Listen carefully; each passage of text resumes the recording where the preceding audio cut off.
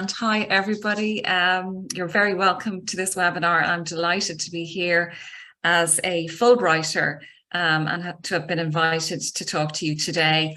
I attended one of these sessions, face-to-face sessions, before my own Fulbright application in 2017, before I made the application for the 2018 Fulbright experience, and I found it very helpful. So, and the team, I think, is also really supportive, and certainly any queries I had, which I followed up on with the Fulbright team, I found it to be really helpful in helping me to ensure that my application was correct. So I'm going to talk to you just briefly about my own Fulbright experience, and then going to turn to my advice on application tips, how I made contact with my host institution, and how Fulbright has impacted my career. So I was just saying to Dr. Dara Fitzgerald, the Executive Director of Fulbright, whom you'll hear from later on, I was just saying to him earlier in preparation for today that I never turned down a Fulbright invitation. And that, I think, speaks to the place in my heart that Fulbright holds. So in terms of my own Fulbright experience, I'd have to say it was the most rewarding professional and indeed personal experience, one of the most rewarding personal experiences also of my life. So I've had the good fortune to have a number of fellowships in Canada, in the UK, and in the States. And my Fulbright experience at Boston College really stands out for me as being hugely important to me, both personally and professionally. So why is that? I suppose it gave me, as it will you, an opportunity in a different environment to research or teach. I went on the research track. Many of you may be looking at teaching or research, it really doesn't matter. But to immerse yourself in a different cultural experience through the lens of your own discipline.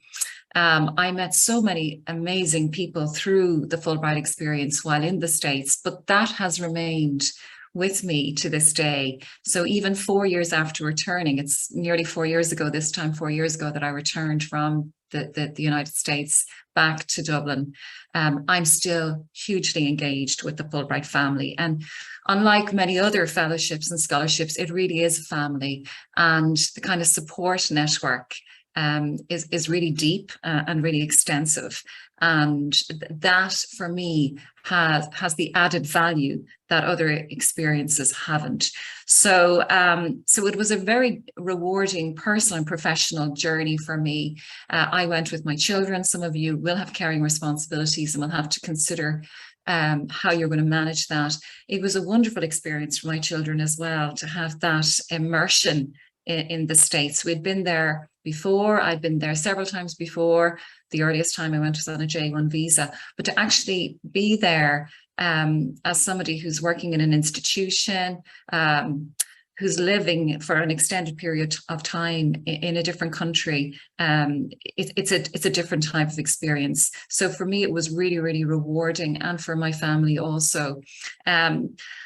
I got the opportunity to re-energize, to reset, if you like, and all of us, whether we're working in higher education or on the periphery, will feel that there is a need to reset, to have time to yourself, to have dedicated time to focus on your research, and not to have to be juggling too many other balls that we quite frequently do in our day-to-day jobs. So it was a really important experience from that perspective. It also gave me the opportunity, and Dara speaks about this quite often when he addresses Fulbrighters at induction and other occasions.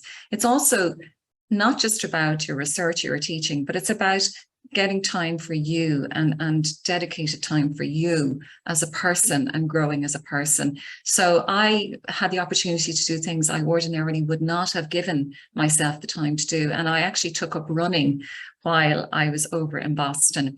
And it took a while for me to be able to get up and do it properly, but it was really important for me from a mental health well-being perspective. And it's something that I have stayed with and I took back with me, and is now a habit, a good habit that I've brought into my life from my experience over in Boston. I used to run the Common, Boston Common, and the Commonwealth Avenue Mall every morning. And now I do that here. And it remains with me as something that really I don't think I would have done except for having the time over in the States.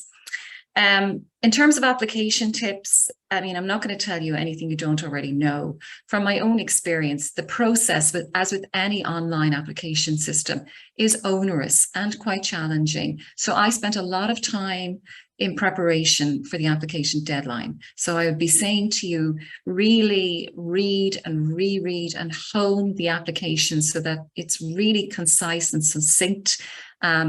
Absolutely devoid of any jargon and free of any errors, typographical errors, and try and have it in your diary to submit at least 5 or 6 days before, because inevitably when you go to do that, something may happen and you may need extended time, and you don't want to be really under pressure at the last minute. So I would be saying to you, read and proofread it thoroughly and get somebody else to do that too, so that it is accessible to someone outside of your field. Because I also review for Fulbright, and I can tell you that I often review applications that are not exactly in my field. So you cannot assume knowledge on the part of the reader. You cannot write with an insider lens. You need to ensure that it's open and accessible to a lay reader outside of your discipline.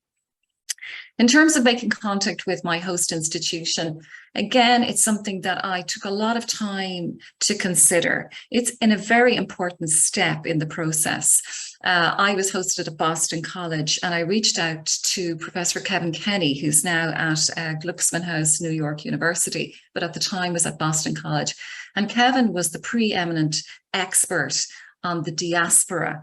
And I was looking at gender and the diaspora with a particular focus on teaching, and that was the focus of my research over there through an historical lens. So he was the expert in the field in the United States, and I reached out to him, and he was really supportive, and the reference that he wrote to me was very extensive and comprehensive and convincing as an argument as to why he felt I should be hosted in Boston College under his sponsorship as a Fulbright scholar. So not everyone has the good fortune to be able to connect in with someone who's senior in their field. But I would say to you, try to find someone who will help influence and shape your research or your teaching experience.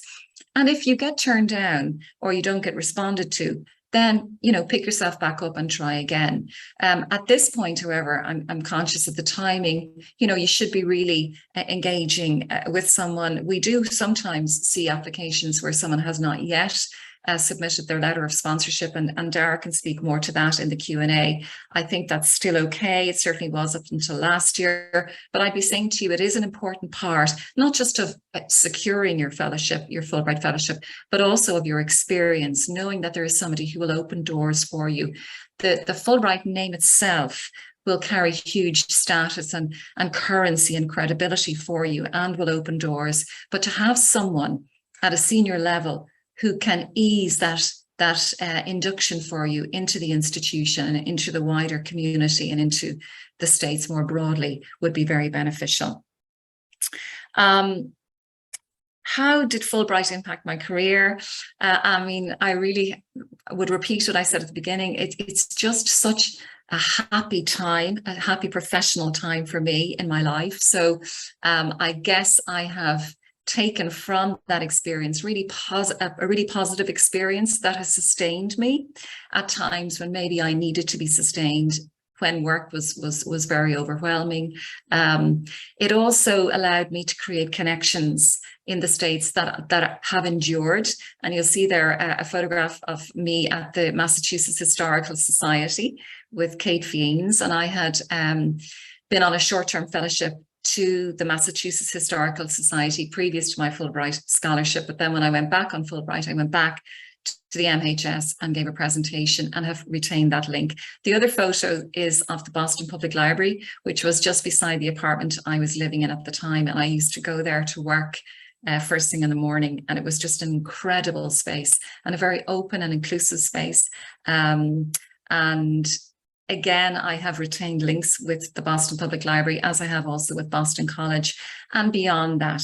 So while I was based in the Boston area, I nonetheless, through my Fulbright experience and through my, I suppose, credibility as a Fulbright scholar, was able then to extend out those networks and increase my, I suppose, my international footprint in the United States.